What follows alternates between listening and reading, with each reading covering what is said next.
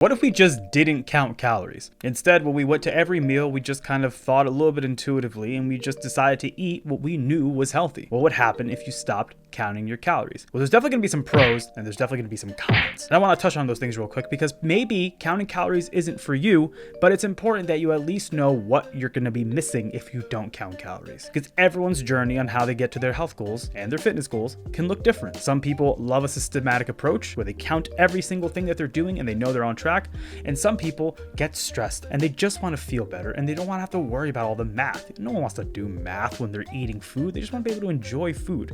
So let's talk about it. My name is JP. I'm a certified nutrition coach as well as a personal trainer. And through trial and error, I was able to lose 70 pounds in about a year. And I learned a bunch of tricks, a bunch of tips that I'm just looking to provide to other people to help them out with their health journey. So let's talk about the good stuff, the pros. The first thing would be that you'd be a lot less stressed about eating. As we touched on before, there's nothing that sucks more than having to do math just to eat food. I think for a lot of people, especially when they're first getting into weight loss, the counting calories part is the scary part because it does two things. One, it forces you to be accountable for what you're eating, but two, I think it creates a reality where you have to face what you've been eating. You have to face the accountability that the food you've been eating and regularly has probably been the reason. I mean, everyone knows it's the reason why you look the way you do, but it's the reality that the decisions you've made beforehand that maybe you thought were better, that you thought wouldn't be too bad, have compounded over time. And now it's time to face. And that sucks. That was the worst part for me because before I learned all the tricks and all things, because usually what happens is that you start with the idea of, okay, I'm going to lose weight. I'm going to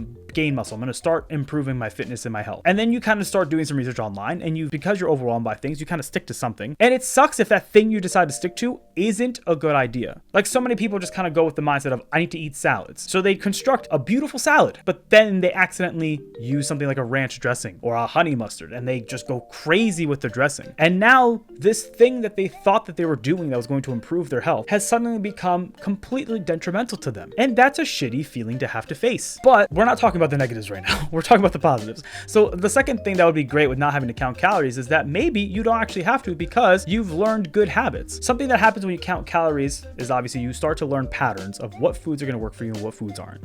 So maybe you have reached a point where you're just going to kind of repeat what you've already been doing and you don't actually have to pay attention to the calories. Therefore, if you make some changes, then you kind of know you're still within a range of what you want to be. Like if I've been eating the same food, which I really do eat the same foods all the time, but if I was eating the same foods and I know that these foods will make up 2,000 calories for a day, I know that's my maintenance. But one of those meals I decide to throw in a juice or throw in a sauce that I usually wouldn't. So long as I understand not to go overboard with it, I probably would be fine. And thus it kind of brings that joy into eating again, because even though technically you're being conscious of what you're eating, you're not really thinking about the math, which is honestly the stressful part. And that would lead to my third point, which is you'll just feel better. And I don't mean feel better about eating. I mean physically, you'll feel better if you're eating more calories.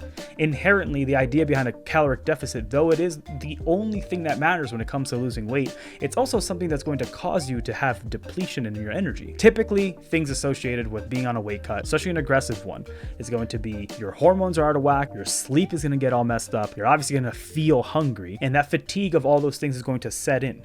It's called diet fatigue for a reason. When you're cutting for a certain amount of time, you're going to feel like shit. So if you eliminate that entirely, well, shit, wouldn't that be awesome? Especially if you're like going to the gym as well. There is a lot of people who are on a cut and going to the gym will tell you that it sucks. It's a grind. It's like the grind, but it's the thing that you go through when you want to go through, when you want to get your results. However, if you were just eating at maintenance or at least relative to maintenance and still going to the gym, you'd be crazy surprised how better your energy is, how better your workouts are, how better you feel. It makes it feel like it's honestly easy because sometimes for a lot of people going to the gym is the fun part. It's the dieting that's the hard part. So eliminating that, I mean, shit, who wouldn't do that? But that's when you realize that maybe you're doing yourself a detriment. And now we should talk about the things that would happen that are bad potentially if you don't count calories. The number one thing would be that you're not being in a caloric deficit, especially if you're trying to lose weight. So therefore, you're working against your goals. If the whole point of going on a diet was to lose weight and you're not counting calories, you absolutely run the risk that you're not eating below what you're supposed to be eating. And if you're not doing the math, you're not really gonna know what it is. And sure, making changes, some changes might instinctively create change.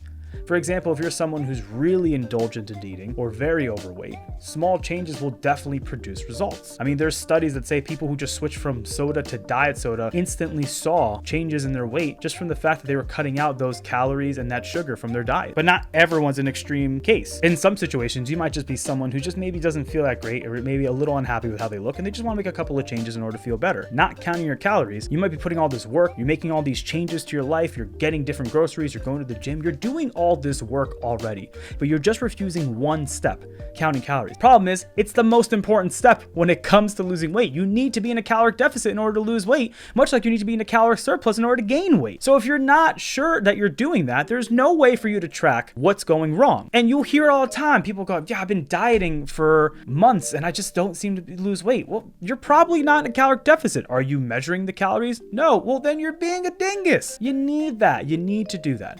Well, you don't need to. Obviously, I'm presenting both sides, but you get what I'm saying. The second thing would be that you're going to be stressed. Once you decide you're going to commit to counting calories, then the part that sucks, we've already mentioned before, you're going to start feeling fatigued. You're going to start being hormonal. Your sleep is about to get ruined. These are things that you have to inherently understand. But this is when we get into the whole ethos mindset where losing weight is a mentality and it's about being consistent. And that presents itself to be the difficult thing. It's hard. It's hard to be consistent on a diet. That's why you should give yourself cheat days, but that's a whole other thing. And I think the third thing, which is really the big deal here, is that you might start to develop bad habits. See, the thing is, maybe that previous point I made before where you've learned good habits, so you don't need to count every single thing. I already know how much a cup of chicken is. I already know how much sauce I can put on it. These are things that you'll learn through trial and error. But in my opinion, momentum is a very real and strong thing.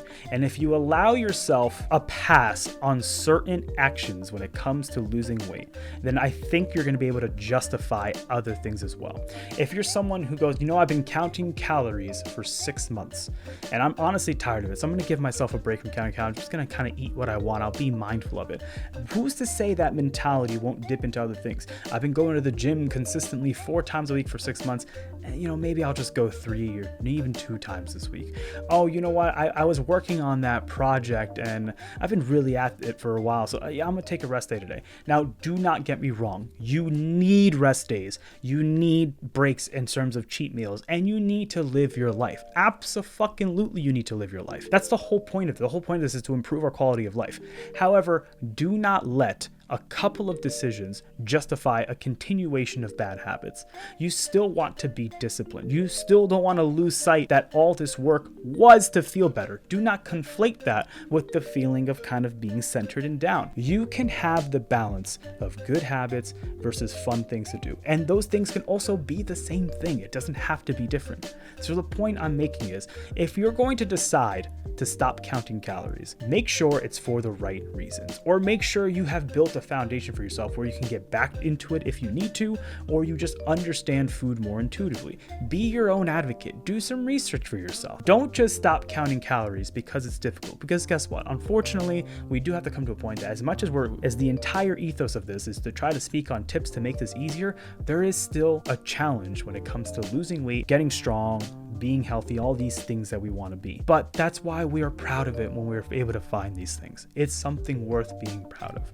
And all I want for all of you is to be happy with yourselves, love yourselves, and then be kinder to other people. So if this helped at all, please consider liking and subscribing. It selfishly helps me out, but perhaps I can also be a voice to help out other people, the voice that I wish I had when I had gotten started. Now, I've also linked a video that's going to make it a little bit easier for you to continue your healthy habits, as well as a video explaining why you maybe should cheat every once in a while and why it can actually benefit you in the long run.